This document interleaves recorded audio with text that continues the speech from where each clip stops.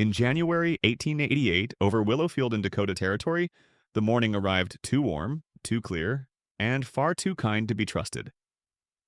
After weeks of brutal cold, the settlers received it like a blessing. For what had felt like an eternity, the temperature had barely managed to climb above freezing. Snowdrifts had buried fences, closed roads, and worn down even the hardest spirits. But the Thursday felt different. At dawn, the thermometer outside the land office of Doy Pickett read 5.5 degrees. By 9 in the morning, it had already passed 10. Children who had been locked indoors for weeks walked to school in light coats. Some wore none at all. Farmers went out to check on their livestock. Women opened their doors so the mild January air could clear rooms that had grown heavy and stale. For a moment, the entire prairie seemed to breathe with relief. Almost no one noticed the thin blue line beginning to form on the northwestern horizon. No one except Niels Bergstrom. He stood near the entrance of the massive earthen building the town called the Tomb. The structure stretched across the land like an old fortification of soil and grass, about 800 meters north of Willowfield. But Niels was not looking at his house. He was looking at the sky. That blue line grew wider and began to rise. It was not a cloud, it was a wall. A wall of cold so dense and violent it could be seen from 80 kilometers away. A rolling curtain of black, blue, and white that swallowed the sky as it advanced. Niels had seen something like it once before. As a boy on the coast of Norway, a polar storm had swept down from the Arctic and killed 30 fishermen in a single afternoon. The old men of his village had called it the death wind. He turned and went inside.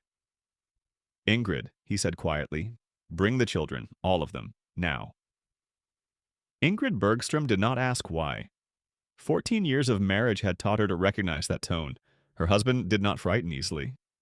When he spoke that way, low, flat, without emotion and without a single unnecessary word, it meant something terrible was coming. But why was Niels Bergstrom so prepared for a storm that would deceive nearly everyone else? Niels had arrived in Dakota Territory in the spring of 1882. He was 30 years old, one of the thousands of Scandinavian immigrants crossing into the northern plains in search of land and a future. He had grown up on the Norwegian coast, the son of a fisherman in a world of stone, sea, and storms. For him, cold was not an idea. It was a living force, one that demanded respect, one that could kill you if you treated it like a mere inconvenience. Dakota was flat. Norway was mountains. Dakota had almost no trees. Norway was covered in forests. Dakota lay open on every side. Norway had fjords and valleys to hide in. Yet the cold of Dakota did not feel foreign to him. The winter wind screamed across the open prairie with the same murderous intent as the gales of the North Atlantic. Niels understood it with the clarity of a man who had nearly frozen to death at 16. And he saw something many settlers refused to see. The people of Dakota Territory were terribly unprepared for what winter could do there. He claimed 65 hectares of treeless prairie just north of Willowfield. The filing fee was $14. The soil was good, black and fertile. It could grow wheat and flax without too much trouble. But what interested Niels most was not the farmland. It was a slight rise in the center of the claim, a natural windbreak, a gentle height that would drain water and offer a firm foundation. He had been thinking about a structure ever since the voyage from Christiania. This was the place. He would not build one of those thin wooden shacks that many American settlers threw up in a single season, walls of planks so light the wind whistled through them as if it meant to come inside and kill. Nor would he build an ordinary sod house, the kind practical settlers made with walls half a meter or a meter thick, and roofs that leaked mud every time it rained. Niels planned something his Viking ancestors would have recognized, a building designed from the first block to withstand the worst nature could throw at it. He cut the sod from his own land. With a breaking plow, he sliced the tough prairie grass into uniform blocks. Each one measured 60 centimeters long, 30 wide, and 10 thick. Each weighed nearly 23 kilograms. He laid them in overlapping courses like a mason working with stone. The walls grew until they reached 90 centimeters thick at the base. His blue roan horse, Slate, dragged cottonwood logs from a creek 8 kilometers away. Niels chose the trees for their straightness and strength. He stripped the bark to slow decay. The construction took 2 full years. At first, his brother Peter helped with the heavy work. Then diphtheria took him. After Peter's death, Niels continued alone. He rose before dawn and worked until the fading light made it impossible to tell his own hands apart. Ingrid mixed the mortar, a combination of clay, grass, and water, and packed it between the layers with the same steady skill she brought to everything. The children carried water, gathered grass, and stacked those endless blocks. The people of Willowfield watched Niels work with a mixture of astonishment and pity. Doy Pickett, the town's land agent, was the first to turn it into a joke.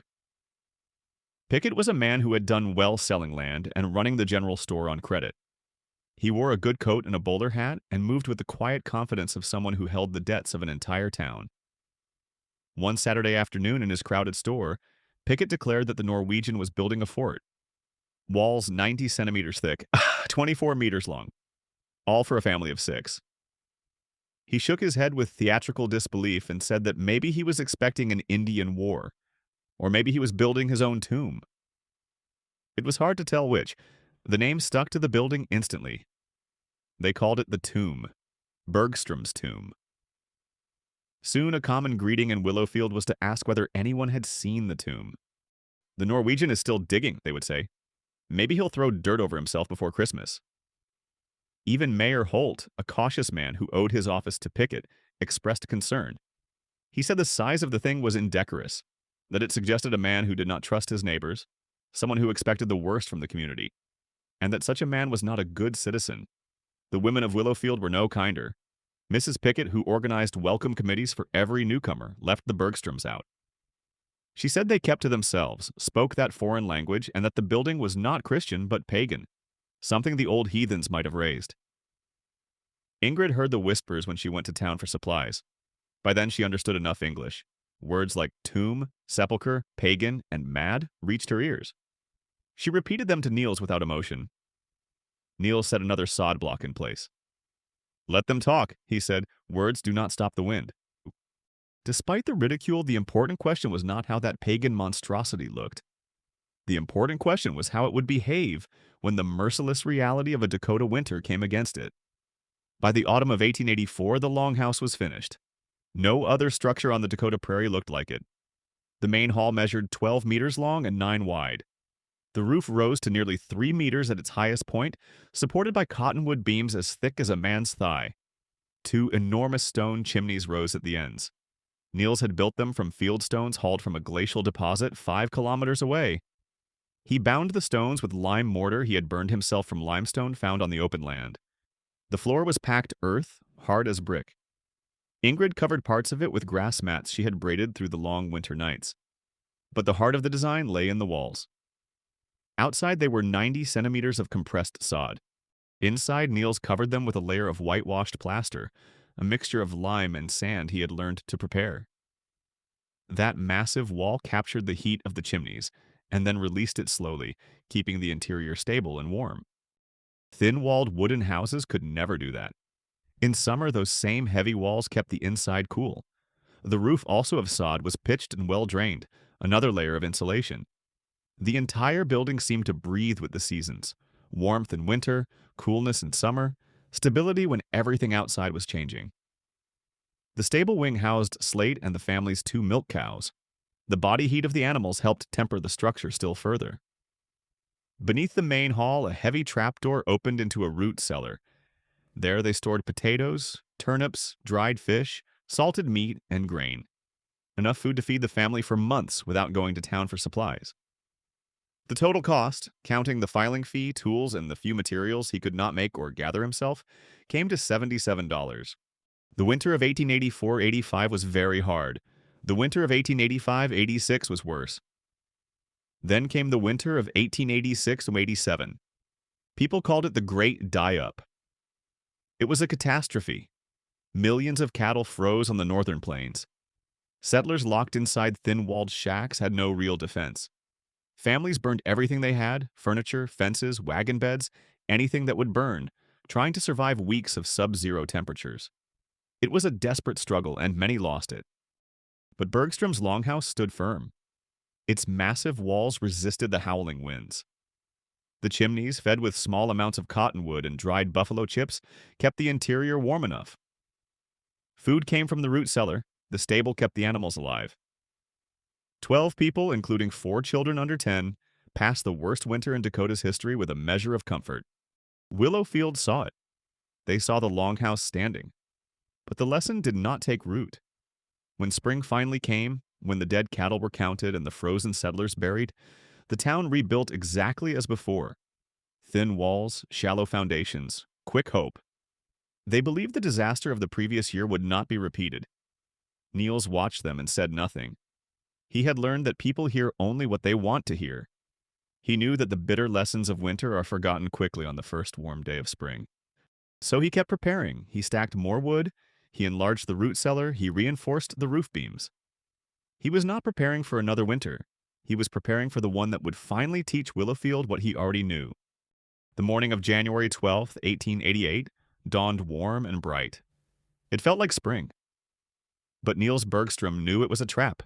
He watched the horizon darken as a thin blue line thickened in the northwest. It was not a cloud. It was a wall of cold, moving fast. This was no ordinary storm. History would call it the schoolhouse blizzard. A massive Arctic air mass at 40 degrees Celsius slammed into the unusually warm air that had given the plains their false spring. The collision created a storm of immediate and overwhelming violence. Around 2 in the afternoon, the wall of cold struck. The temperature dropped 20 degrees Celsius in less than 15 minutes. The wind, which had been gentle and from the south, shifted violently. It exploded from the northwest at 100 kilometers per hour. The snow did not fall. It rose from the ground and was driven horizontally with the force of a sandblast. Visibility vanished in seconds. A man could not see his hand in front of his face. A child could not see the schoolhouse door 3 meters away. Across Dakota Territory, Nebraska, and Kansas, the blizzard caught hundreds of thousands of people outdoors. Farmers in the fields, travelers on the roads, ranchers checking their herds, and worst of all, children. Children sent to school that morning in light coats. Their teachers faced an impossible choice: keep them inside flimsy schoolhouses already losing heat, or send them home through a storm that could kill them in minutes. In Willowfield, the school stood at the southern end of town. It was a simple wooden building with walls barely 10 centimeters thick. Miss Adeline Marsh, a 23-year-old teacher, had 26 children in her care when the storm struck. The building shuddered as if a locomotive had hit it. Windows cracked.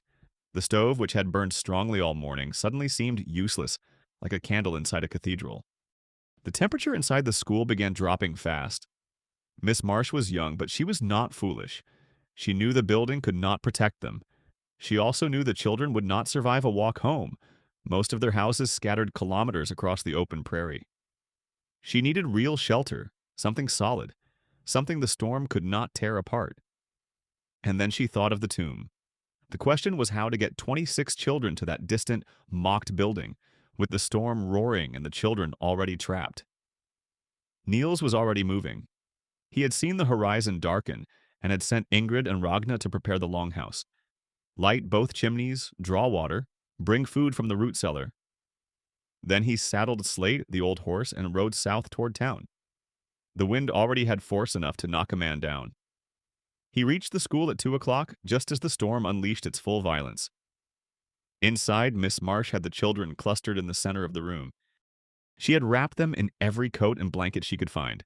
They were singing hymns to keep their courage. The walls vibrated. The door bowed inward under the pressure of the wind. Niels wasted no time on greetings. "You cannot stay here," he shouted over the roar. "The building will not hold. My house is 800 meters north. We have to leave now while there is still time." 800 meters, Miss Marsh said. "In this, the children will be lost in seconds." "I have rope," Niels answered. He had 60 meters coiled over Slate's saddle. "We tie the children. They hold the rope. I lead. You take the rear. No one lets go. No one." It was madness, but it was also the only chance. They tied the children in pairs, the older ones with the younger. Each pair was connected to the main line with a short rope. Niels took the lead with one end of the rope knotted around his waist. He leaned into the storm with Slate's bridle in one hand. Miss Marsh took the rear with the other end secured to her own waist. She counted heads by touch because she could not see beyond the child directly in front of her. Then they stepped into the blizzard. The cold hit them like a fist. The children cried out, but the wind tore the sound from their mouths. The snow flew sideways, a white darkness that erased the world. Niels could see nothing. He moved by instinct, by the tilt of the ground under his boots, by the direction of the wind against his face. Slate pushed forward with his head low, trusting his master with the blind faith of a creature that had already crossed storms. It took them 40 minutes to cover that half-mile. 40 minutes of staggering progress, lashed by wind, frozen inside a void without landmarks, without horizon, and without mercy. Twice a child fell and had to be pulled up by the rope.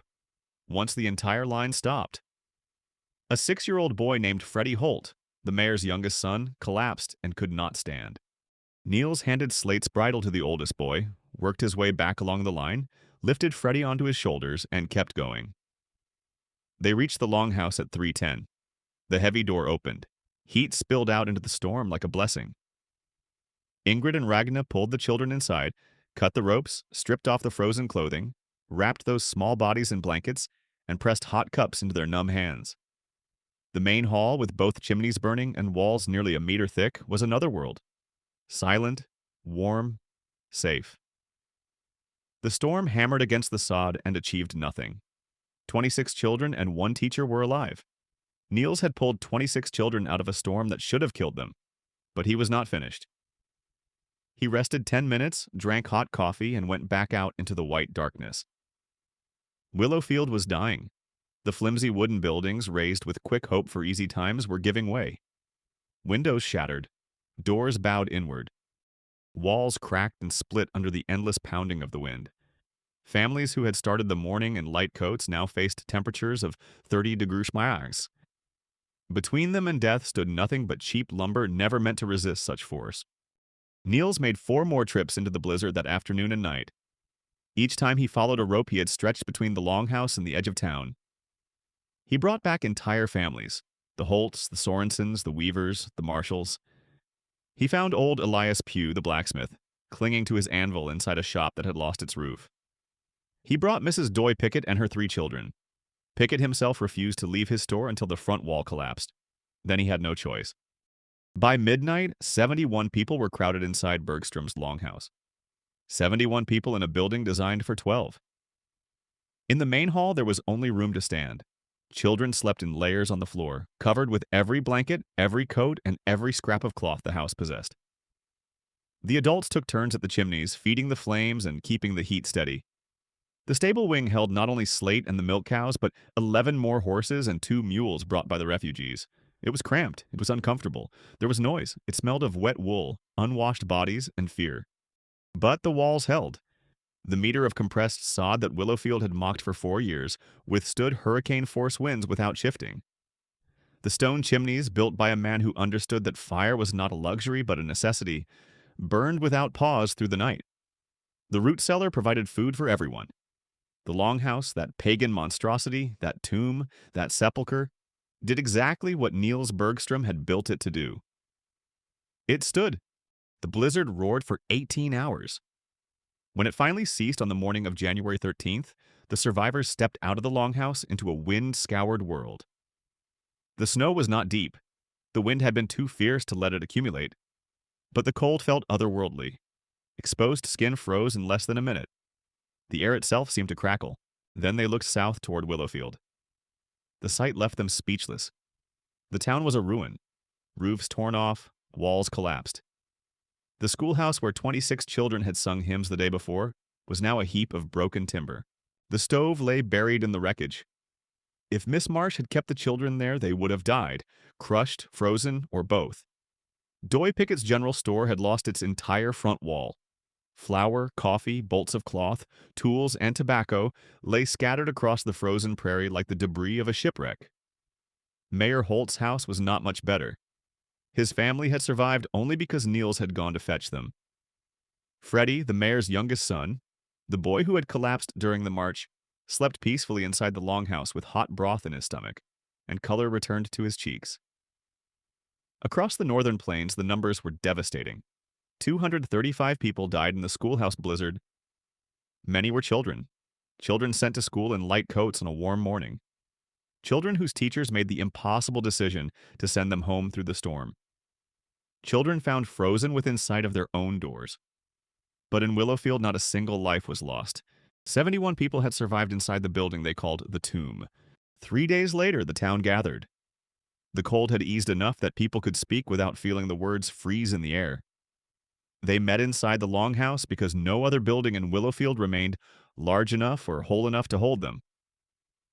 Doy Pickett asked to speak first. He stood before the assembly in borrowed clothes. His own wardrobe was scattered across a quarter-mile of frozen prairie. His good coat was gone. His bowler hat was gone.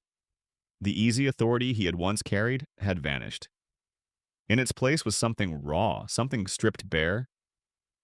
4 years ago, he said in a rough voice, I stood in my store and called this building a tomb. I said Niels Bergstrom was building his own tomb. I made the joke. This town laughed with me. We kept laughing while this man built the only structure in Willowfield capable of surviving what we just lived through. He stopped. His jaw worked, but for a moment no words came. My children are alive because of this building. My wife is alive. I am alive, and I spent 4 years mocking the man who made it possible. Then he turned to Niels. Mr. Bergstrom, I have been a vain and foolish man. I laughed at what I could not understand. I encouraged others to laugh with me. You owed me nothing. You owed this town nothing. And still you went into that storm 5 times. 5 times. You brought us to safety. He bowed his head. I have no words worthy of what you did. I can only say that I was wrong, that I am grateful, and that I will spend the rest of my life trying to deserve what you gave us. Mayor Holt rose next. His voice trembled, and not only from the cold. My son Freddie would be dead, he said simply. Frozen on the prairie between the school and a house that could not have protected him, even if he had reached it. Mr. Bergstrom carried my boy on his shoulders through a storm that would have killed a grown man. He wiped his eyes with the back of his hand. I called this building indecorous.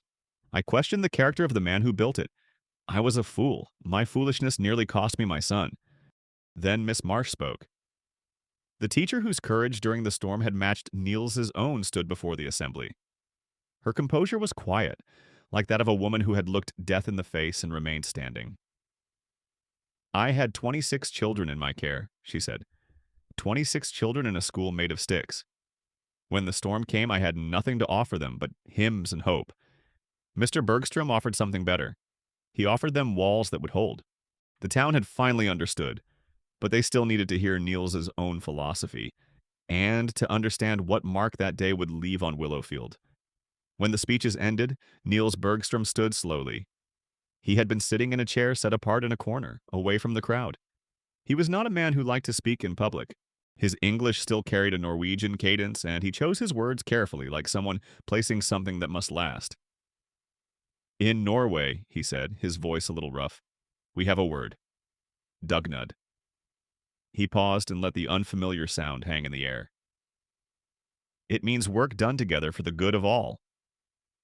He looked around the room. I did not build this house alone. He spoke of his brother Peter, who had laid the first blocks before he died.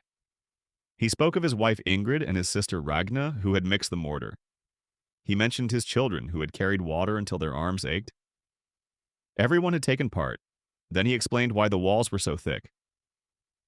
I know what winter can do, he said. I have seen it kill. I have felt its hand on my own throat. He spoke of the prairie wind. When you build thin, you trust that the weather will be kind. The weather is never kind. It is not cruel either. It simply is what it is, and we must build accordingly. Then he looked at the faces watching him. You are welcome in this house, he said. You always have been. The walls do not know who mocked them and who did not. They only know how to stand. The rebuilding of Willowfield took 2 years. The town that rose from the snow was different. Niels guided them. 17 new sod buildings went up, each with thick walls and strong foundations like the Longhouse had proven.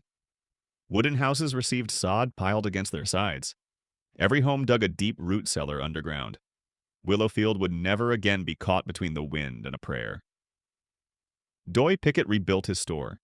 This time the walls were 45 centimeters thick. It cost him twice what the first one had, but he never complained about the money. He also began selling rope in 30-meter coils. After that, every family in Willowfield kept a lifeline stretched between house and barn. Miss Adeline Marsh continued teaching in Willowfield for 12 more years. She married a rancher in 1900, but she never forgot that 40-minute walk through the storm. She kept a piece of the rope, the same rope that had bound 26 children to life, in a glass case above her fireplace until the day she died. The phrase "build like Bergstrom" began to spread through the settlements of Dakota. It meant building for the worst possible conditions, not merely for ordinary ones. It meant respecting the power of winter instead of merely trying to survive it. People spoke those words with the deep understanding of those who had learned their meaning the hardest way. Niels and Ingrid Bergstrom raised their children in that longhouse. Their grandchildren grew up there as well. The structure stood for 63 years. It was finally torn down in 1947 to make way for a modern farmhouse. By then, the sod walls had hardened almost like concrete. The demolition crew said the building fought its destruction with the same stubbornness as the man who had built it. Today, on the site where the longhouse once stood, there is a small stone marker. It was placed there by the grandchildren of the 71 survivors. They gathered on the centennial of the blizzard to remember what happened and to honor the man who saved them. The inscription is in 2 languages. In English, it reads, "Here stood the house that held." Beneath it, in Norwegian, are 3 words that mean, "The wall stands." Niels would have preferred the Norwegian. The morning of January 12, 1888, dawned warm and golden over Dakota Territory.